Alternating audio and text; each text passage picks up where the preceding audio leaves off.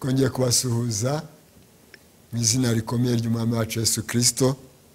Muri kumwe na mukozi w'Imana Gatastraton Église Vivante muri iki kiganiro dusanzwe tugira kuri uyu mugoroba wa gatandatu twita urufatiro rw'ubuzima. Ubuzima nubwubakiye ku rufatiro. Nk'uko inzu iyo ifite fondation, ifite urufatiro nyarwo, iba ari inzu ikomeye, n'ubuzima bwawe bukwiye kuba ari ubuzima bwubakiye ku rufatiro. Ni byiza ko ubuzima bwawe ubushyira kuri fondation, kandi fondation ikomeye. Fondation ikomeye, fondation nyayo, fondation wubakiraho ukagira amahoro, ugakomera, ukabaho icyatumye uza muri ubu buzima, nta yindi ni Yesu Kristo. Ni Imana nzima yakwiremeye.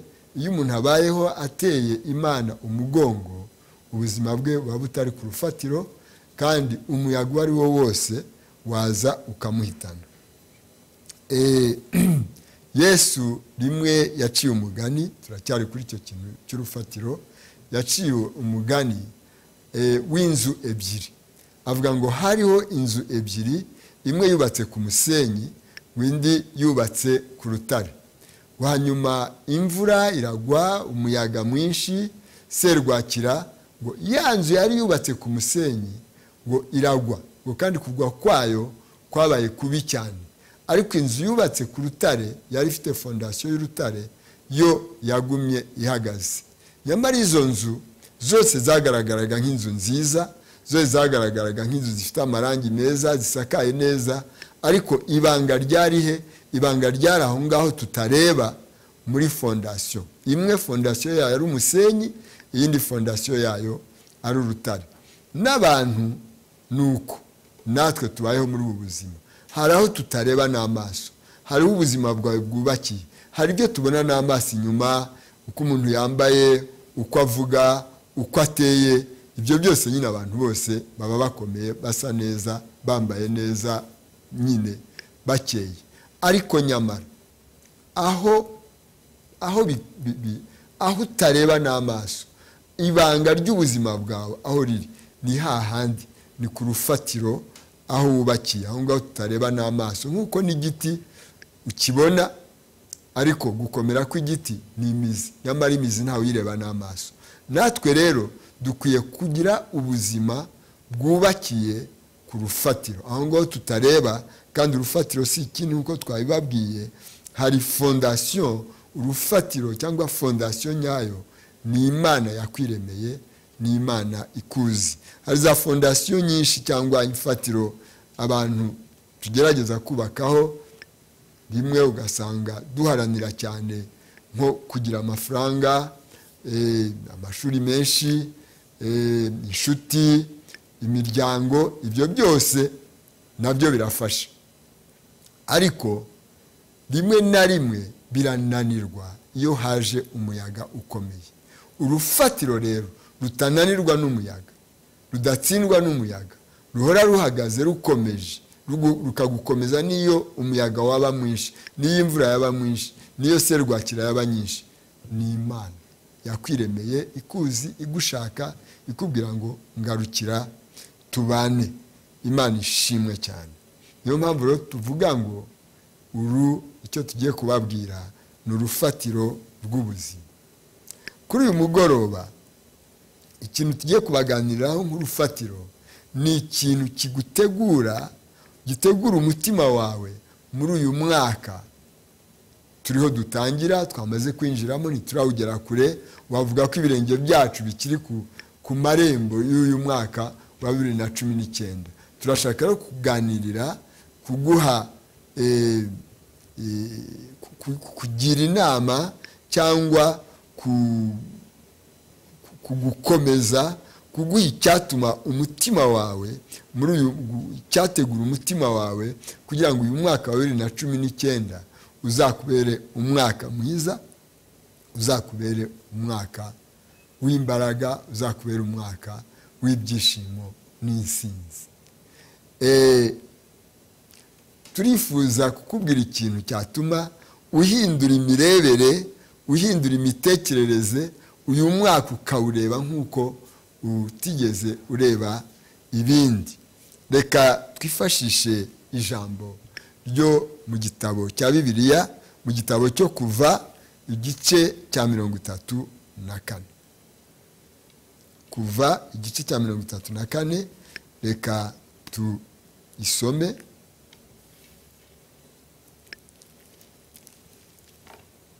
Ngo Uwiteka abwira Mose ati, wibarize ibisate by'amabuye bibiri bisa n'ibya mbere, nanjye ndandika kuri ibyo bisate amagambo yari ku bya mbere wamennye.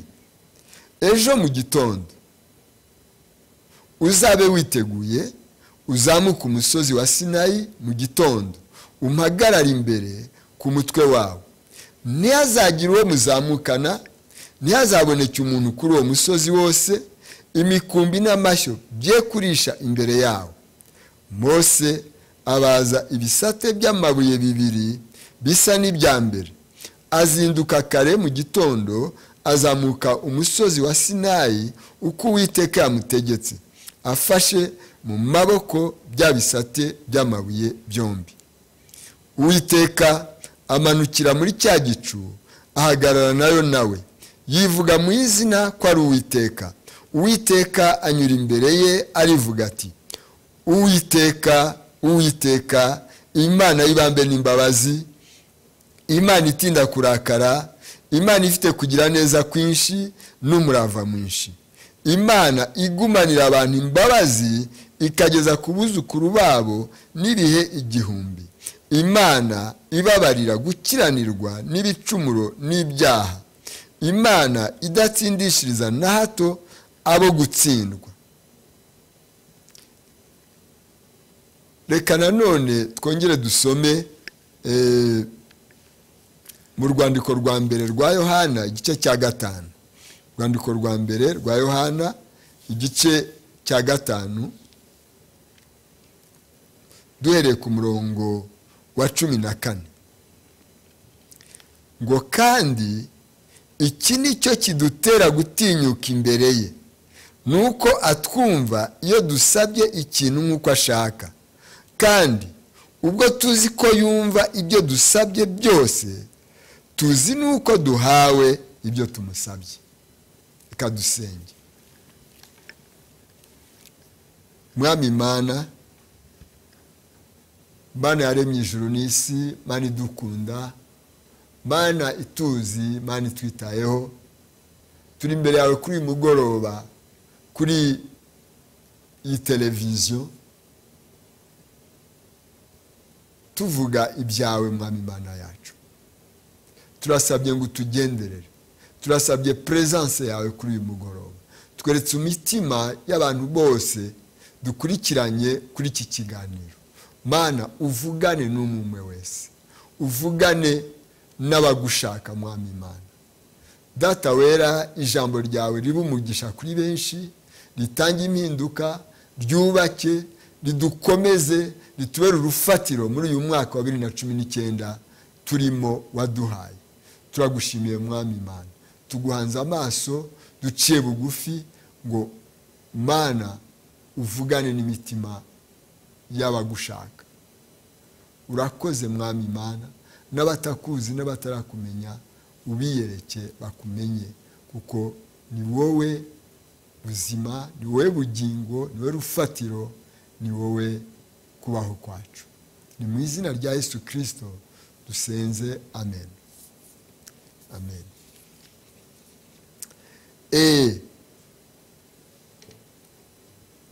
Uko twababwiraga, ubu tugiye kuganira uyu munsi kuri uyu mugoroba, dusa n'abategura umutima wawe kugira ngo uyu mwaka ukubere umwaka wubakiye ku rufatiro, uhindure imirebere yawe kugira ngo uyu mwaka ukubere umwaka mwiza, ukubere umwaka w'insinzi, ukubere umwaka wo gukomera.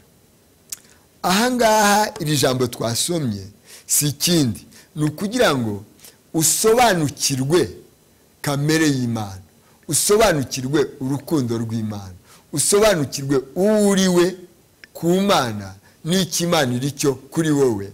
Hanyuma aho muhurira haraba ibitangaza, aho muhurira haraba ubuzima buzira umuzi. Turabona iyi nkuru ya Mose. Mose abwira nako Imana ibwira Mose iti Mose wibarize ibindi bisate by'amabuye. Uyu mwaka twawise umwaka wo kubaka bikagenda neza, kandi koko nukurikirana neza iri jambo ry'Imana, uyu mwaka urakubera umwaka w'umugisha, urakubera umwaka wo kubaka bikagenda neza. Igituma tuvuga kubaka bikagenda neza nuko hari ibyo ushobora kuba warubatse bitagenze neza, hari byinshi wagerageje bitagenze neza, bitakubereye nk'uko. Kandi si we wenyine, benshi twese, buri muntu afite ibyo yagerageje mu myaka yashize cyangwa mu mwaka washize ntibyagenda neza. Ariko niba bitaranagenze neza, si ukuvuga ko uyu mwaka bitagomba kugenda neza. Twese rero dushobora kwisanga muri iyo shusho y'ibyo Imana yabwiye Mose, nawe akaba ari kikubwira kuri uyu mugoroba. Imana ishimwe cyane. Bishobore ko hari ibyo wagerageje, yenda n'ishuri wagerageje ntibyakunda, bigera hagati biranga, yenda ni business wakoze, wigeze kujya Nairobi, wigeze kujya Dubai, wigeze kujya cyangwa mu Bushinwa, uragerageza ugera ahantu biranga ntibyakunda. Yenda n'ubwumvikane buke wagiranye n'abantu, abo mubana se, abo mukorana, abo inshuti musanganywe, yenda ntibyagenze neza, yenda n'imibanire yawe n'Imana waragerageje ariko ntibyagera aho byagombaga kugera, ndetse bigeze mu nzira birapfa, yenda nta mafaranga bitakunze. Wavuga byinshi cyane. Buri muntu muri ubu buzima hari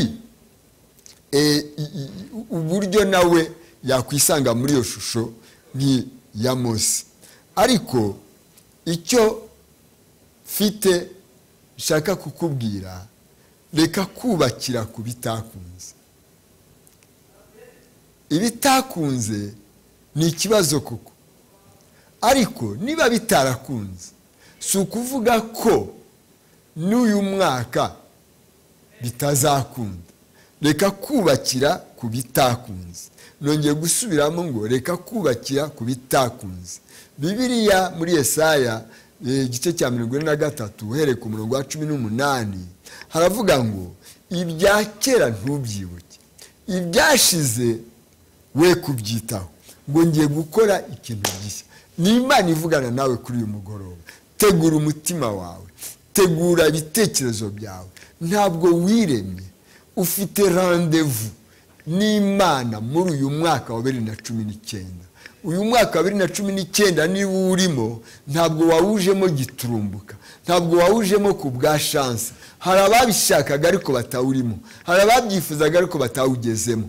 Imana yagushoreye, iragukurikira, igufungurira umuryango w'uyu mwaka, ibikwicazamo, kuko yawukwicajemo niyo yaguhayemo rendezvous kugira ngo uve mu bwoba, uve mu bitakunze, umenye kuri kumwe n'Imana yakwiremeye ishobora byose.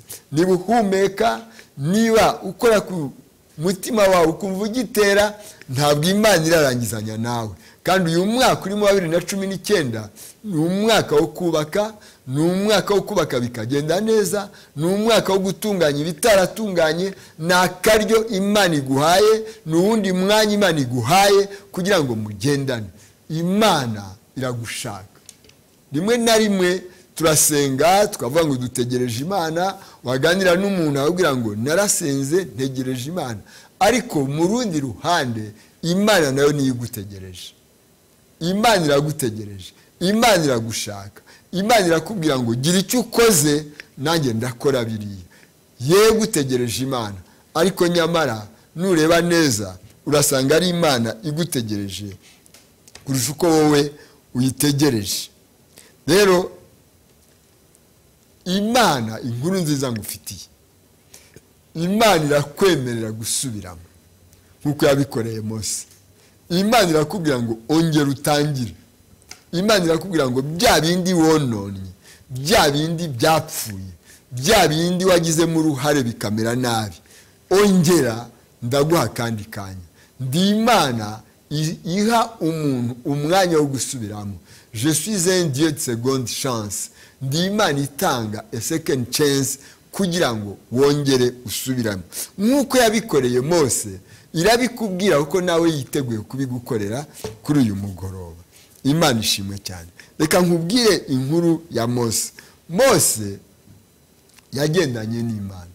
Mose ni umugabo Imana yatoranije, imuha inshingano ikomeye, imusaba gukora biriya na biriya. Ikintu Imana yasabye Mose, ubwoko bukire mu mateka gatoya, ubwoko bw'Imana, Abisiraheli bari mu gihugu kitari cyabo, bari mu gihugu cya Egiputa, bafatwa nk'abacakara muri icyo gihugu, baratotezwa, bamererwa nabi, batakira Imana. Ngo Imana iri mu ijuru ngo yumva gutaka kwabo, maze iragenda ihagurutsa umugabo witwa Mose ahandi hantu yari ari kure cyane nk'Kantarange, ngo genda ubohoze ubwoko bwanjye. Mose aremera, aragenda, arabikora nk'uko Imana yabimubwiye. Siyo nkuru turiho kuri uyu mugoroba, ariko nayo ni inkuru nziza. Ndetse hamwe na Mose n'Imana, inyanja itukura yigabanyamo kabiri, baratambuka nk'abagenda ku isi yumye, barambuka rwose bagera hakurya. Muri uko kugenda rero, gusubira inyuma gatoya cyangwa ubwira amateka gato y'Imana n'abantu bayo, Imana yashakaga gukora ihanga. Imana yashaka kurema ini nation muri ubwo bwoko, kugira ngo Imana ireme nation, kugira ngo Imana ikore igihugu, kugira ngo Imana ikore ihanga, hari ibintu kanaka bigomba kuboneka, bigomba kubaho. Icyambere ni abantu. Kugira ngo igihugu kibeho, hagomba kuba abantu b'ubwoko kanaka bari aho hantu. Nkuko igihugu cy'u Rwanda hari abantu bagituyemo bitwa Abanyarwanda. Igihugu nacyo Imana yaremye cyari igihugu kirimo abantu bitwa Abisiraheli, bitwa Abaheburayo. Imana irabakora. Ikindi, kugira ngo ihanga ribe, nation ibe, nuko habaho ubutaka, territoire. Nanone hari aho Imana yari yabageneye hitwa i Kanani, bagomba kuhagera bakahaba, bikaba ubutaka bwabo, bikaba territoire yabo, bikaba gakondo yabo, bakaba aho ngaho. Nkuko Abanyarwanda bafite ubutaka bwitwa u Rwanda. Imana ishimwe cyane. Hari ikindi rero cya gatatu cyangombwa cyane kugira ngo ihanga ribe, kugira ngo ini nation ibe, kugira ngo bavuye ngo abani bakanaka, bagomba kugira icyo bita umuco kanaka, bagomba kugira amategeko, bagomba kugira indangagaciro zibagenga, zituma badasa n'abandi bantu, zituma Abanyarwanda ari Abanyarwanda, Abagabone ari Abagabone, Abakongomani ari Abakongomani. Ni indangagaciro kanaka zigenga Umunyarwanda. Rero ubu bwoko bw'Imana nabwo, Imana yahamagaye Mose ngo ngwino nguha amategeko, ushyira abantu banjye. Mu yandi magambo, ngwino nguhe indangagaciro, ngwino nguhe ini culture, a culture. Ugende ushyirire bariya abantu babeho bakurikije ayo mategeko, babeho badasa n'abandi, babeho bari muri izo ndangagaciro. Nicyo kizabatandukanya n'ayandi moko, bamenye ko ari ubwoko bufite Imana ikomeye, ari ubwoko bufite Imana idatsindwa, ari ubwoko bufite Imana yaremye ijuru n'isi. Ndetse muri izo ndangagaciro, ayandi moko, ayandi mahanga azababona, abone culture yabo, abone imico yabo, amenye uko bameze, amenye Imana yabo, areke imana zitari Imana, aze ku Mana yabo, kwa niyo Mana nyamana yaremye ijuru n'isi. Iyo niyo yari mission y'ubwoko bwa Bisiraheli n'ubu kandi nuko noneho Mose nk'uwari ubayoboye yagombaga kujya agenda avugana n'Imana, aganira n'Imana, Imana imwereka aho bagera intambwe ku ntambwe.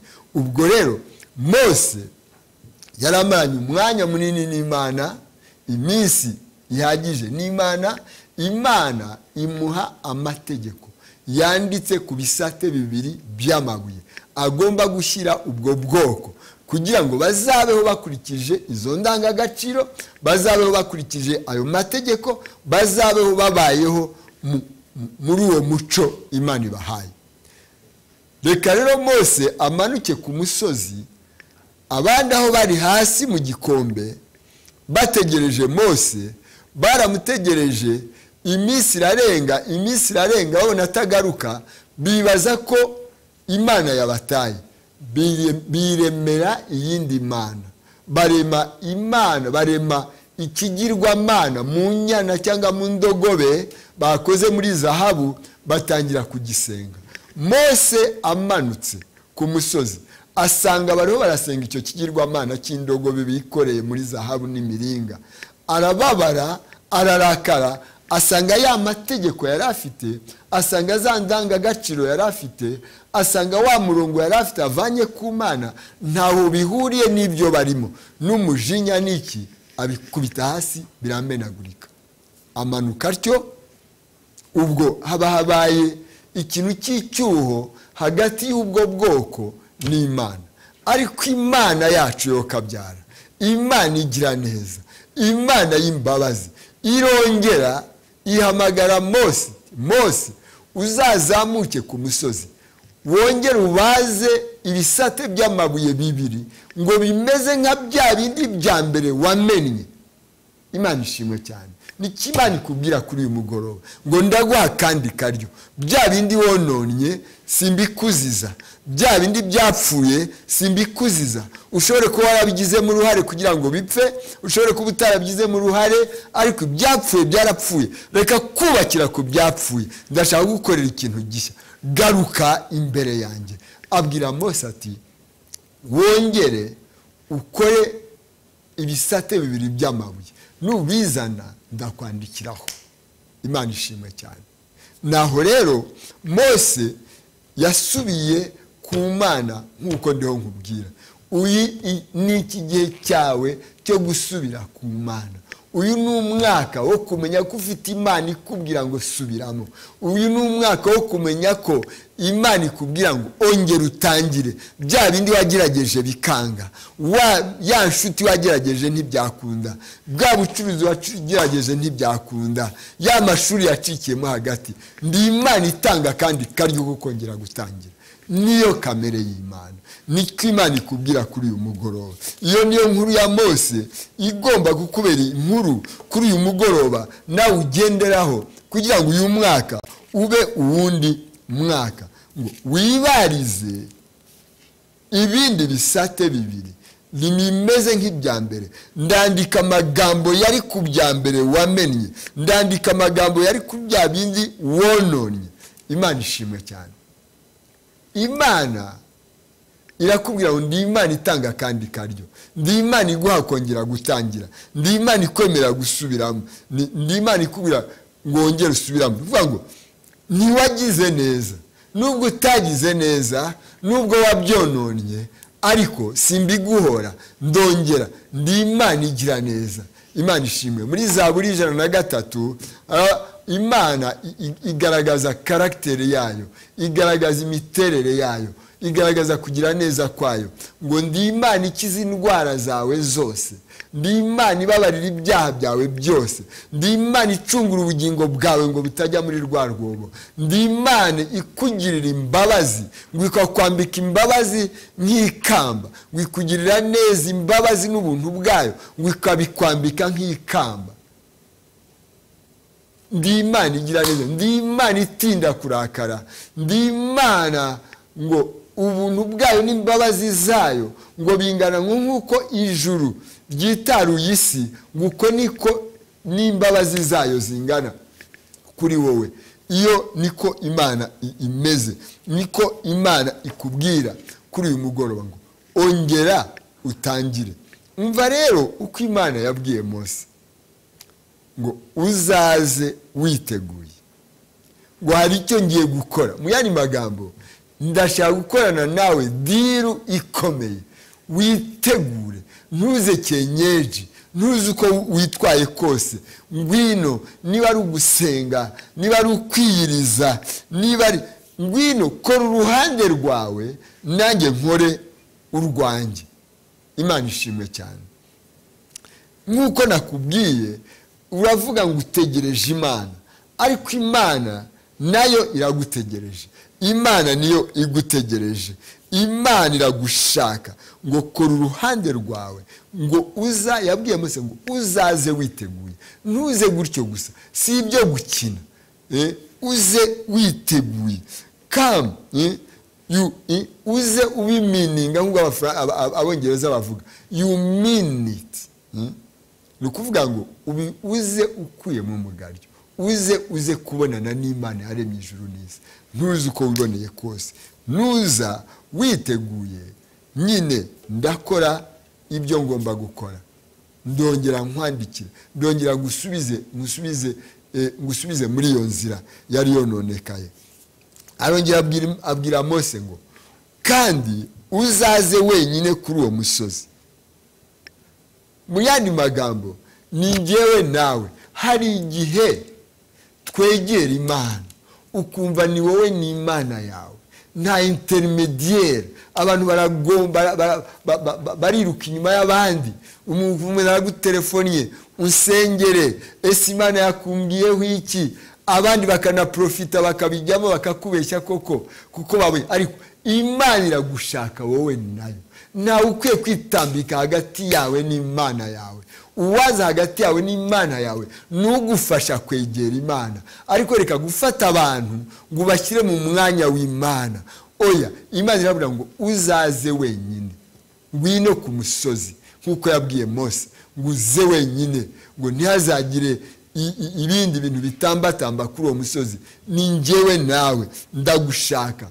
Rimwe na rimwe abana bacu iyo bari bonyine baganira, uri umupapa ufite abana 5, 4, bangahe, ujya kumva nk'akana kamwe karavuze ngo papa wanjye, kabwira abandi bana, ntikavuge ngo papa wacu, kavuga ngo papa wanjye. Nuvuga ngo hari ahantu uba warageranye n'uwo mwana, hari ahantu kaba kakwiyumvamo, ntigakonsidera abandi kumva ni njyewe na papa, nubwo namwe ari papa wanyu, ariko hari ahantu turi. Imana irashaka kugera aho hantu, aho uvuga ngo Imana yanjye, njyewe ni Imana yanjye, njyewe ni Imana yanjye, wowe ni Imana yawe. Imana irakubona. Ntabwo Imana ikubona muri rwinshi, ntabwo Imana ikubona mu kivunge, ntabwo Imana ikubona mu kigare. Imana yarakwiremeye, iguha ishusho idasa n'undi muntu uwo ari we wese. Urukundo Imana igufitiye n'urwawe nayo, nta wundi wabyitambikamo hagati. Niyo mpamvu yabwiye Mose ngo uzaze wenyine.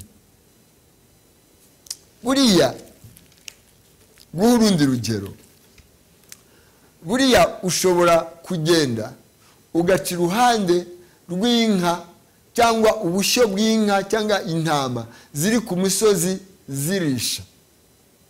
Utambutse gato ukagera imbere, wahura n'undi muntu yenda muganira, ukambwira uti ugende buhoro, hari inka nyinshi kuri uriya musozi. Wowe utambuka wabonye inka ku musozi zirisha, wabonye intama ku musozi zirisha, wowe wazibonye mu kigare, ni nyinshi, ni ishyo wabonye. Ariko reka nkubwire, umushumba wazo we ntabwo ari uko azireba. Umushumba wazo iyo azireba ntareba ishyo ry'inka, areba buri nka akamenya karakterisitike yayo, amenya inka icumbagira, amenya inka ijya gushoka ikarusha izindi, amenya inka y'imbaraga, amenya inka y'intege nke, amenya inka yarwaye. Uko azireba zose, we ntazireba nk'inka 40 ku musozi, arazibona, ariko azimwimwe mukomeza. Nuko nguko Imana imeranye nawe, nuko nguko Imana imeranye natwe. Mu kigare aho turi, mu isoko aho turi, mu makaritiye aho dutuye, yego umuntu yabona turi abantu bari aho ngaho ikivunge cy'abantu, ariko Imana yasuku ikureba.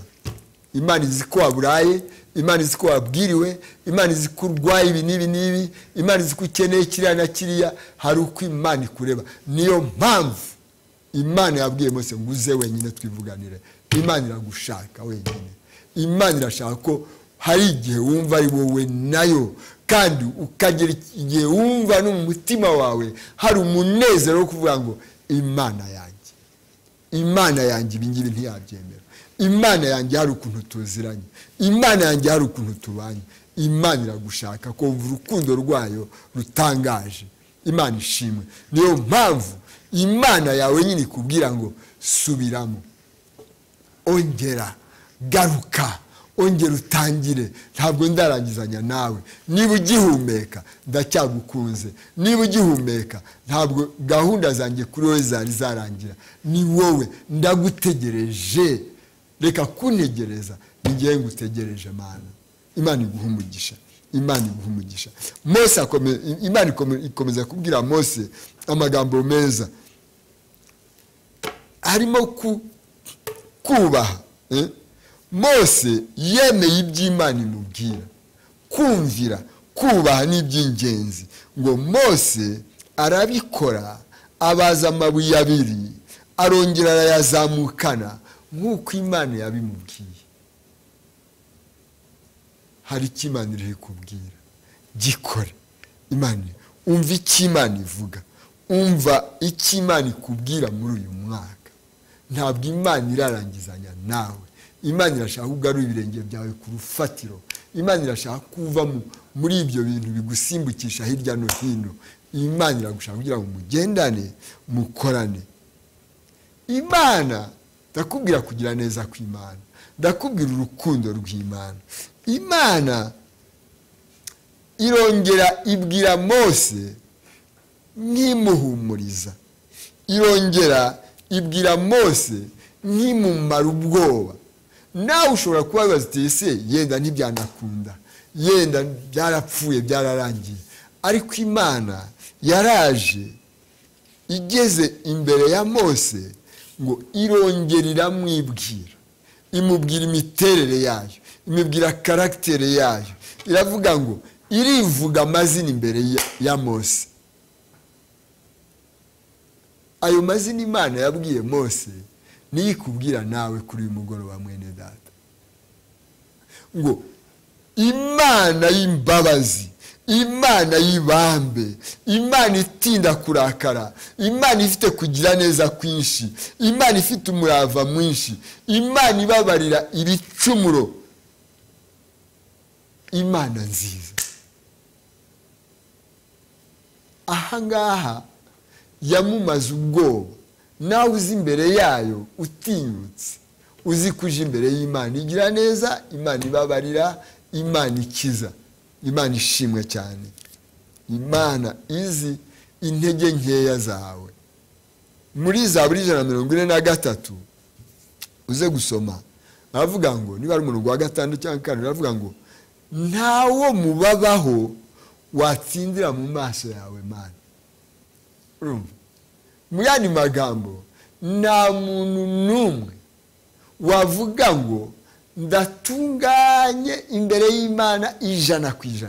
Nageze ku rwego aho Imana indeba ikavuga ngo uriya. Oya, ngo ntawo mubabaho wahinguka mu maso yawe ngo atsinde, waza atsinze, avuga ngo ndatsinze mu maso yawe Mana. Imana izi intege nkeya zawe. Imana ni imbabazi.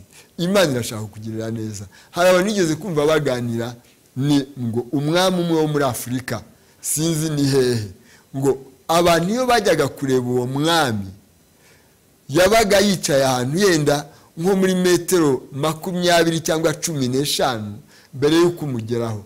Ngo wahagera umureba aho ngaho yicaye kure ugapfukama, ngo ukagendesha amavi umusanga umubwira ngo ndatsinzwe ndatsinzwe ndatsinzwe. Nta kintu wakoze, nta cyaha wakoze, nta bundi bubi ufite, ariko ukumva ko tu ne peux pas être digne imbere y'umwami, usibye imbabazi ze, usibye kugira neza kwe. Niyo mpamvu Imana ikubwira ngo ndi Imana y'imbabazi, ndi Imana itinda kurakara, ndi Imana ifite kugira neza kwinshi, ndi Imana Uwiteka, Imana ishobora byose. Iraguhumuriza, irampumuriza kugira ngo njye imbere yayo muri ubwo buryo. Rero ndongera gusubira kuri ya jambo nigiye kuvuga kugira ngo wubakire ku rufatiro nyaro. Satani kubera kutamenya kwawe agutwaje ibitakunze. Ubitekerezeho neza. Reka kubakira ubuzima bwawe ku bitakunze. Icyo ni ikintu Satani atwaza abantu igitugu, adutwaza twese igitugu, akagenda kwereka ibitakunze. Nureba se ko biriya byapfuye, nureba se kuriya nawe bitakunze, nureba ugahora wubakiye ku bitakunze. Ibyakunze ntibyakunze nyine, ariko si uvuga ko ibiri imbere bitagomba gukunda, kuko uri uradiringa n'Imana ishobora byose. Ni Imana ikwibwirira ngo ngwino, garuka, ongera utangire, ongera ubaze ibisate bibiri by'amabuye nka bya bindi bya mbere wari wazanye imbere yanjye, nka bya bindi wamennye nari narakwandikiyeho. Ndongera, ndi Imana yongera gutangirana nawe, ndi Imana yongera kuguha akaryo ko kubisubiramo. Ngwino ndongera nkwandikire. Ibyo wamennye ni ibihe, ibyo wononnye ni ibihe, ni wowe ubizi. Ariko uyu ni umwaka wo kubaka bikagenda neza. Igituma ubona umwaka wo kubaka bikagenda neza ni uko hari ibitaragenze neza. Reka kubakira ku bitagenze neza. Urebe neza, usuzume ubwenge bwawe, usuzume ibitekerezo byawe. Urasanga mu mutwe wawe hapakiyemo ibitakunze. Ibyo ni ibintu Satani akumvisha buri mwanya, wajya gusohoka, wajya gutekereza, wajya gukora imigambi, wajya kugira ikindi kintu wenda gukora, ibitakunze bikaza ari byinshi cyane. Ariko naje gukubwira ngo ntiwubakire ubuzima bwawe ku bitakunze, kuko hari ibigomba gukunda. Imana ishimwe cyane. Ndakubwira Imana ishobora byose, ndakubwira Imana igukunda.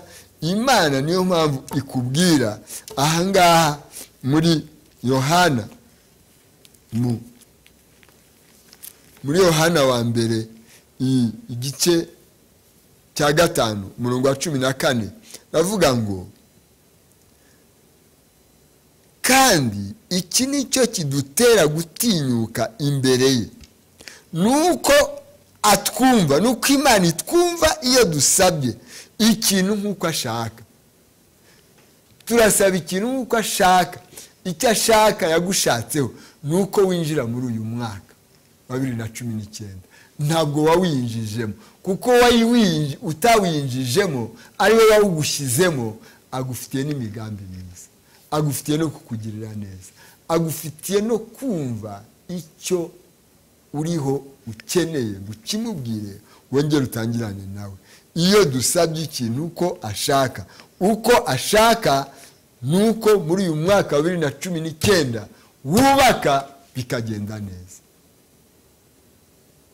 Ubakira ku rufatiro, garuka ku izina rikomeye ry'Umwami w'abami. Uyu mwaka wa 2019 ni umwaka wa rendezvous, ngo kandi ubwo tuzi ko yumva icyo dusabye cyose, tuzi nuko duhawe ibyo tumusabye. Zamura kwizera kwawe. Ntabwo wiremye kandi ntabwo uri impanuka. Imana iragukunda. Umva urukundo rw'Imana. Imana iragukunda. Vana ibitekerezo ku bitakunze, vana ibitekerezo ku bitaraciyemo. Ibyo ntibyaciyemo, ibitakunze ntibyakunze. Reka gutwarwa n'ibitakunze. Aho ngaho niho Satani afatira abantu cyane. Rero iki ni cyo gihe Imana iguhaye. Ni Imana iguhaye chance, ni Imana iguhaye umwanya, ni Imana iguhaye gusubiramo. Reka kubakira. Ibintu byose birapanze, ibintu byose birateguye. Dufite Imana mu ijuru itegeka ryose. Dufite Imana mu ijuru ikurikiranya ijoro n'amanywa, ikurikiranya ukwezi n'ukundi, ikurikiranya umwaka n'ubundi, ikurikiranya ibihe n'ibihe. Ntumenye n'igihe byabisikaniye, bikabisikana neza. Ijoro rikabisikana n'umunsi bidateye ibibazo. bigakorana bijya mu itare mise na reprise neza. Niyo Mana ishobora byose, niyo Mana yakuremye, niyo Mana itakubona n'ikintu kiri aho ngaho, uremye mu ishusho yayo, uri umwana w'Imana. Rero iki ni cyo gihe, iki ni cyo gihe Imana irakubwira ngwino usubiremo, ongera usubiremo, ongera utere ya ntambwe, ongera wandike ya baruwa, ongera ukore kuri ya telefone uhamagare, ongera usure wa muntu, ongera ukore rwa rugendo. Imana ishimwe cyane. Ongera wegeranye imbaraga ufite hamwe n'Imana, birakunda. Ni Imana yongera gutanga uburyo bwo gusubiramo nk'uko yabikoreye Mose, nawe irabigukorera, natwe irabigukorera. Iki ni cyo gihe. Muri Yeremiya 17 umurongo wa 7 haravuga ngo hahirwa umuntu wizera Uwiteka, Uwiteka akamubera ibyiringiro. Hahirwa umuntu wizera Uwiteka, Uwiteka akamubera ibyiringiro. Mu butumwa bwiza bwa Yohana igice cya 20:31 haravuga ngo ariko ibi dusoma, ngo byanditswe, ibi tuvuga, ibi biriho, ngo biriho cyangwa byanditswe, ngo kugira ngo bitume umenya ko Yesu ari Kristo umwana w'Imana. Ngo numenya ko Yesu ari Kristo umwana w'Imana, ngo ukabyizera, ngo uhabwe ubugingo muri iryo zina, uhabwe ubuzima muri iryo zina. Garura ibirenge byawe ku rufatiro. Urufatiro ni Yesu Kristo. Urufatiro ni Yesu Kristo umwana w'Imana nzima, wagiye ku musaraba agatwara ibyaha byawe, wagiye ku musaraba akikorera ibibazo byawe, wagiye ku musaraba akikorera indwara zawe, wagiye ku musaraba akakubwira ngo abarushye n'abaremerewe nibaze kuri ngewe mbaruhure. Shyira ubuzima bwawe ku rufatiro, shyira ubuzima bwawe ku rufatiro, shyira ibirenge byawe ku rufatiro. Ubuzima buri ku rufatiro si ukuvuga ko imiyaga itaza, ariko niyo imiyaga ije buguma bukomeye, buguma buhagaze. Uyu ni umwaka wo kubaka bikagenda neza mu izina rya Yesu Kristo. Reka turangize dusenga. Mwami Imana, ijambo ryawe ntirisubira inyuma ridakoze icyo warirekuriye. Ngushimiye umutima w'uriya muntu warikurikiranye ko bitareka gutyo. Mwami, ndasenze Mana ngo umwuzuze umunezero, umwuzuze imbaraga, umwuzuze kwizera, kugira ngo imiryango imufungukire, kugira ngo ibimuri imbere Mana bibereye inzitizi bifunguke, bitanga inzira. Mana, ntabwo wamuremeye kubaho yivuruguta mu mukungugu, ntabwo wamuremeye ibyago. Ibyago biva kuri Satani, umuvumo uturuka ku mwanzi, ariko umuvumo ukurwaho n'umugisha. Niyo mpamvu mvuze umugisha mu izina rya Yesu.